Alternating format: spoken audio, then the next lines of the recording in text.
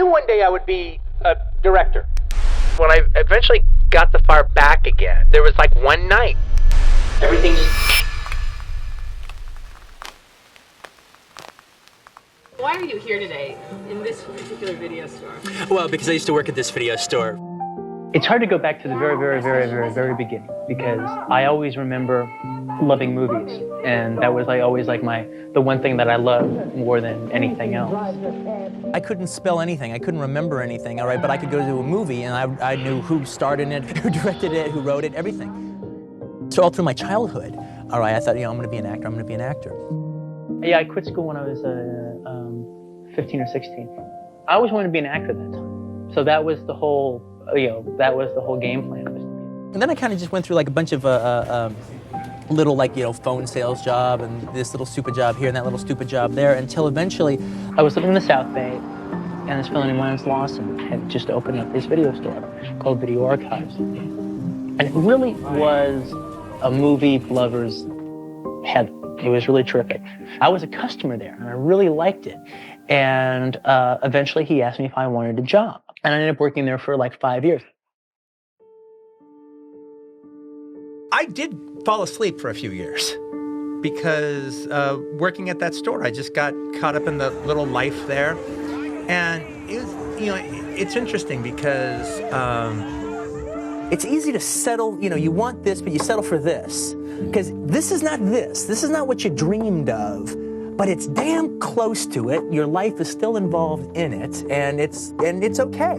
So I'm spending my 20s there, and it put my ambitions to sleep for a little bit because I was happy enough. And when I eventually got the fire back again, and it was a life-changing thing. It was a life-changing day. We had a buddy of ours named Steve-O, and at one point in time, me and Steve-O were living in the same house together. But now Steve-O was older than the rest of us, so he hits 30, and he starts changing. And so we're roommates, and there's this one night that he's kind of he's kind of disgusted with his life, and he starts ranting, but he was not just bitter about the job aspect of it. I knew oh my God, he's telling me the truth. I'm learning something here. Because he goes,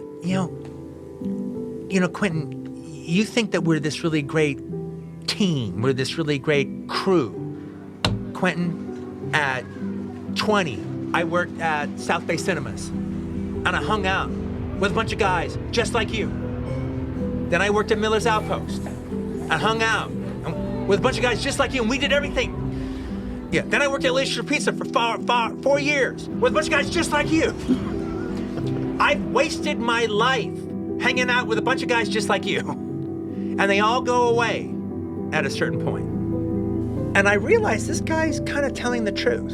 Anyway, I'm turning 25 around this time. So I'm having my own little anxiety hitting 25, but I'm seeing what it's like 5 years from now.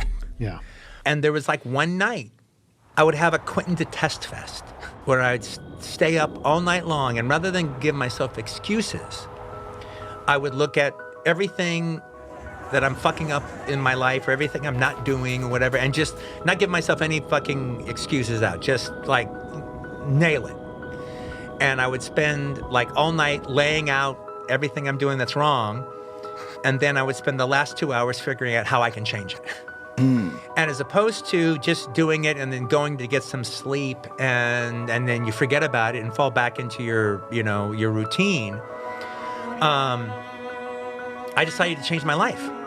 It's kind of easy. Once you've done it, you know how to do it. But then, the next thing I knew, I moved out of the South Bay.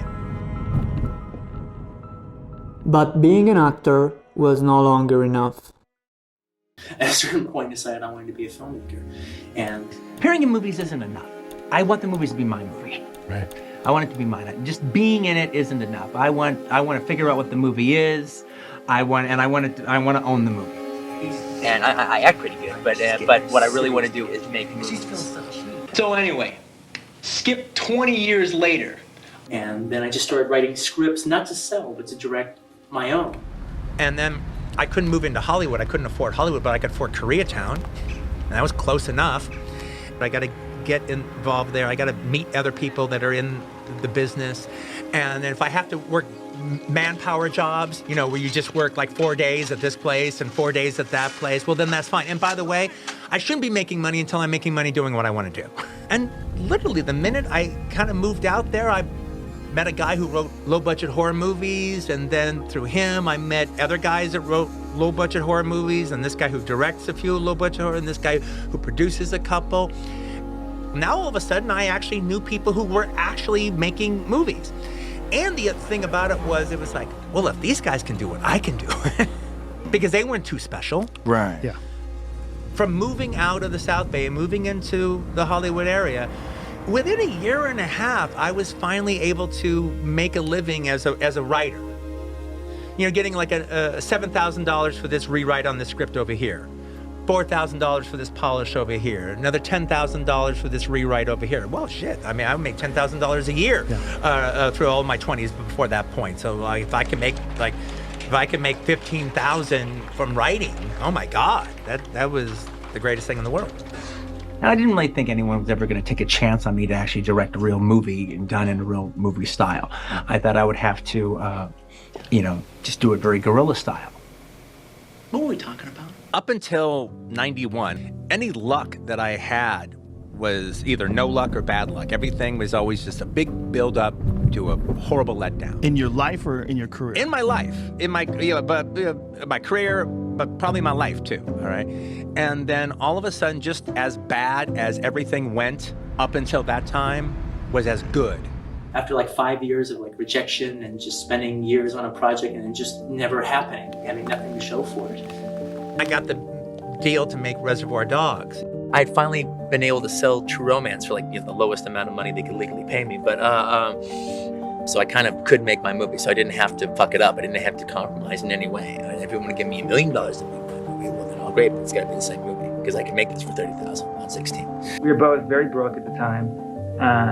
He didn't have a car, so he couldn't drive over to my place. I didn't have money, so I wasn't paying for Xeroxes, So I came over to his place and I read the script, and I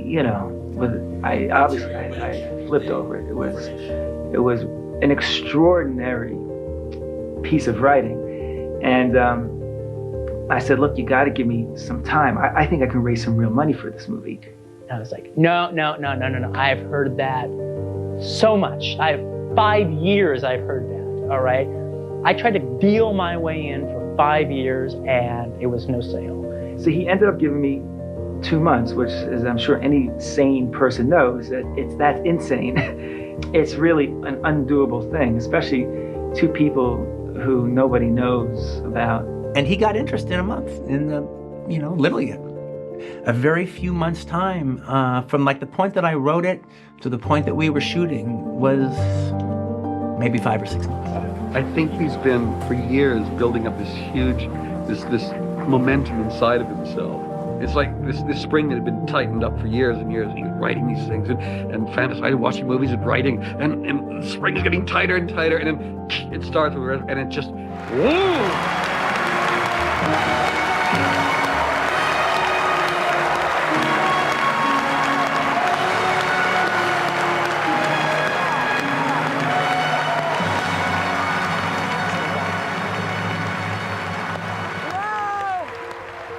I always knew I was gonna make a film eventually, someday, some way, by hook or by crook. I kept waiting for it all to kind of fall apart. Pretty much through most of my 20s had nothing but bad luck at all. So I kept waiting for things to go bad, but then they didn't. He wasn't from some place of entitlement. He didn't know people in the business. He didn't even finish high school. If I let fear stop me, I wouldn't have done anything I've done. I mean, I've actually built a career for better or for worse, all right? That shows that fear is not a player in what I do. It all fit in to Quentin's vision. I knew that the movie was good. I always thought that it was. And the writing was so extraordinary that there was no doubt in my mind that I was in the presence of an extraordinary young talent. I'm a storyteller. I like telling a story, and I like things working as a story.